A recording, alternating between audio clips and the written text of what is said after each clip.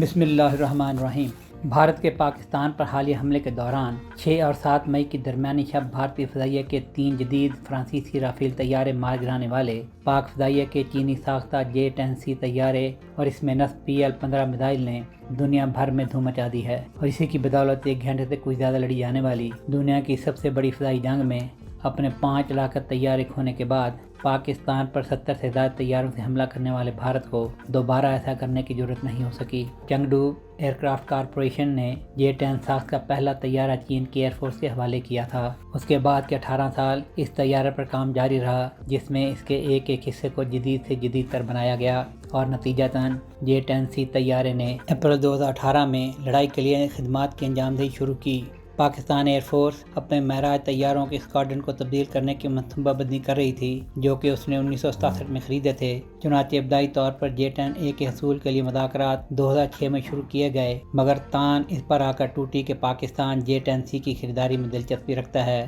دسمبر 2021 میں پاکستان نے مزید 11 طیاروں کے حصول کے آپشن کے ساتھ 25 J-10CE لڑاکا طیارے خریدنے کا اعلان کیا، اور 4 مارچ 2022 کو پاکستان ایئر فورس کے لیے 6 عدد J-10CE کی پہلی کھیپ چین کے شہر چنگڈو سے فیری فلائٹ کے بعد PAF بیس منہاس پر اتری۔ J-10C، جسے وگورس ڈریگن کے نام سے بھی جانا جاتا ہے، ایک درمیانے درجے کا سنگل انجن والا ملٹی رول لڑاکا طیارہ ہے جو ڈیلٹا اور کینارڈ کا استعمال کرتا ہے۔ یہ بنیادی طور پر ہوا سے ہوا میں لڑائی کے لیے ڈیزائن کیا گیا ہے، لیکن یہ اسٹرائک مشن بھی انجام دے سکتا ہے۔ اس کے ایویونکس میں کاکپٹ میں 3 liquid crystal LCD multi function display اور ایک ہیلوگرافک ہیڈ اپ ڈسپلے ہے۔ یہ سب ہیلمٹ ماؤنٹڈ سائٹ HMS کے ساتھ مطابقت رکھتے ہیں۔ J-10C ایکٹیو ایسا ریڈار ASR سے لیس ہے، جو اس وقت سب سے جدید ریڈار ہیں۔ اس کی ٹارگٹ ٹریکنگ بہت اچھی ہے، اور یہ دشمن اپنے جہاز میں فرق بتا سکتا ہے، اور اس کے ساتھ ڈیٹا لنک کی سہولت ہوتی ہے، جس کا مطلب یہ ہے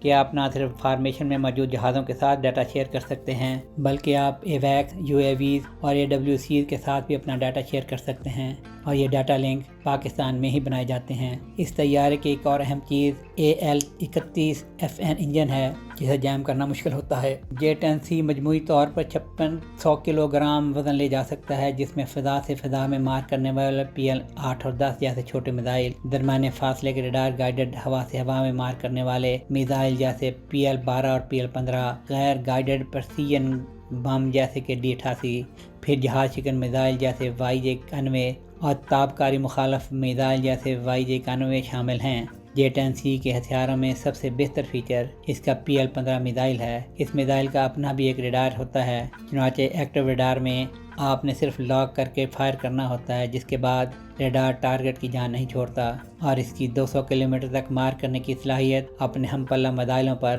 50 کلومیٹر تک کی برتری کی حامل ہے، جس سے مخالف جہاز کو پہلے ہٹ کرنے کی تعداد میں اضافہ ہو جاتا ہے۔ اس کے علاوہ الیکٹرانک وارفیئر کے لیے اس کا EW سویٹ بھی ایک بڑا فرق ہے، یعنی اس میں موجود دوسری جانب سے الیکٹرانک وارفیئر کی کوشش کو ناکام کرنے اور خود اپنی جانب سے ایسی کارروائی کر کے دشمن کے طیارے کے سسٹم کو جام کرنے کی صلاحیت بھی موجود ہے۔ مزید برآں، اگر J-10C کا موازنہ فرانسیسی لڑاکا طیارے رافیل سے کیا جائے تو دونوں فائٹر جیٹس بنانے والی کمپنیاں انہیں 4.5 جنریشن کے طیارے قرار دیتی ہیں، جس کا مطلب یہ ہے کہ ان میں دنیا کے سب سے جدید 5th جنریشن فائٹر جیٹ کی کئی صلاحیتیں موجود ہیں۔ چنانچہ یہ کہنا درست ہوگا کہ کسی بھی طیارے میں موجود جدید نظام اور ہتھیار اسی وقت مؤثر ہوتے ہیں جب انہیں چلانے والا ان پر پوری مہارت رکھتا ہو، اور پاک فضائیہ کے شاہینوں کو اپنے بھارتی مد مقابلوں پر یہی برتری حاصل ہے۔ Sohail Shahryar, iPAK TV۔